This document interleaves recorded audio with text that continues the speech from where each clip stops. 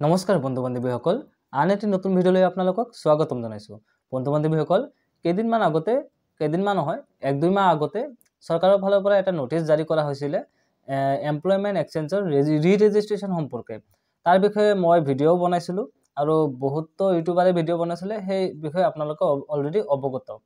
So এই ৰি-ৰেজিষ্ট্ৰেশ্যন সম্পৰ্কত বহুত ধৰণৰ প্ৰব্লেম ফেচ কৰি আছিলে, যেহেতু সেই নোটিছখনত লিখা আছিলে যে 29 ফেব্ৰুৱাৰীৰ আগত আপোনালোকে ৰি-ৰেজিষ্ট্ৰেশ্যন কৰি ল'ব লাগিব, ঠিক আছে।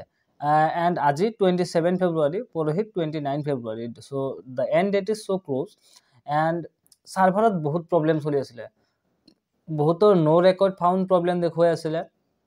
তাৰ কাৰণে মই তেওঁলোকক হেল্পলাইন নম্বৰত কণ্টেক্ট কৰিবলৈ কৈছিলোঁ আৰু বহুতৰ ইমেইল ভেৰিফিকেশ্যনত OTP অহাই নাই, মানে 100 বাৰৰ ওপৰত হয়তো চেষ্টা কৰিছে, তথাপি OTP অহা নাই। মই প্ৰব্লেমবিলাক গম পাই আছোঁ, কিন্তু চাওক চেষ্টা কৰাৰ বাহিৰে আন একো সলিউশ্যন নাছিলে আনটিল নাও, ঠিক আছে। কি নোটিছ আহিছে, মানে একচুৱেলি এটা নতুন আপডেট এটা আহিছে ৰি-ৰেজিষ্ট্ৰেশ্যন সম্পৰ্কে। সেই আপডেটটো আপোনালোকক জনাম, কিন্তু তাৰ আগতে মই আপোনালোকক এটা ৰিকুৱেষ্ট কৰিম, যদি আপোনালোকে চেনেলটোত নতুন আহিছে আৰু চেনেলটো ছাবস্ক্ৰাইব কৰা নাই, তেন্তে প্লিজ চেনেলটো ছাবস্ক্ৰাইব কৰিব আৰু যদি ভিডিঅ'টো অকণো ইনফৰ্মেটিভ লাগি থাকে এটা লাইক কৰি দিব, ঠিক আছে। কথাটো এনেকুৱা যে যিহেতু 29 ফেব্ৰুৱাৰী আহি গ'ল, লাষ্ট ডেটৰ ফালে জানে সকলোৱে কৰিবলৈ ধৰে। সো ইমান মানে আমাৰ যিখিনি ইউথখিনি আছে, চাকৰি এছপাইৰেণ্টখিনি আছে, সকলোৱে মানে একেলগে ৰি-ৰেজিষ্ট্ৰেশ্যন কৰিবলৈ পৰ্টেলটোত লগ ইন কৰি আছে। তো ইমানখিনি মানুহ একেলগে লগ ইন কৰাৰ ক্ষেত্ৰত মানে পৰ্টেলটোত নিজৰ ৰি-ৰেজিষ্ট্ৰেশ্যন কৰাৰ চেষ্টা কৰাৰ ফলত ছাৰ্ভাৰটো ক্ৰেছ হৈ গৈছে, ঠিক আছে। চ' ছাৰ্ভাৰ ক্ৰেছ হৈ গৈছে, ইন দ্য চেন্স ডাউন হৈ গৈছে, ছাৰ্ভাৰটো কাম কৰা নাই।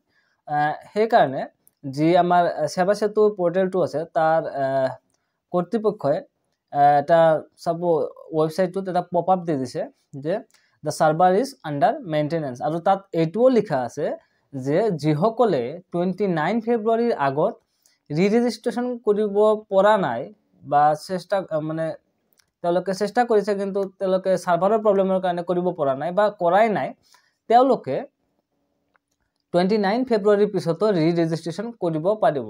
এতিয়া আৰু লাষ্ট ডেট বুলি একো দিয়া নাই, ঠিক আছে। চ' টেনশ্যন ল'ব নালাগে, আপোনালোকে 29 ফেব্ৰুৱাৰীৰ পিছতো ৰি-ৰেজিষ্ট্ৰেশ্যন কৰিব পাৰিব। এইটো তাত একদম পপ আপ এটা আহি গৈছে, তাতে লিখা আছে, ঠিক আছে। চ' আপোনালোকে টেনশ্যন ল'ব নালাগে, যদি এতিয়া হোৱা নাই, প্ৰব্লেম হৈছে, থৈ দিয়ক, 29 ফেব্ৰুৱাৰীৰ পিছত আৰামছে কৰিব পাৰিব, ঠিক আছে। চ' এইটোৱে আছিল এটা সৰু কিন্তু বহুত গুৰুত্বপূৰ্ণ আপডেট, কাৰণ মই জানো আপোনালোকৰ বহুতে এইটোৰ কাৰণে চেষ্টা কৰি হাবাথুৰি খাইছে। চ' এইটো আপোনালোকৰ কাৰণে ভাল এটা নিউজ। চ' এতিয়া অলপমান কুল হওক আৰু 29 ফেব্ৰুৱাৰীৰ পিছত অলপ ভালদৰে চেষ্টা কৰি বস্তুখিনি কৰি ল'ব, ৰি-ৰেজিষ্ট্ৰেশ্যনখিনি কৰি ল'ব, ঠিক আছে।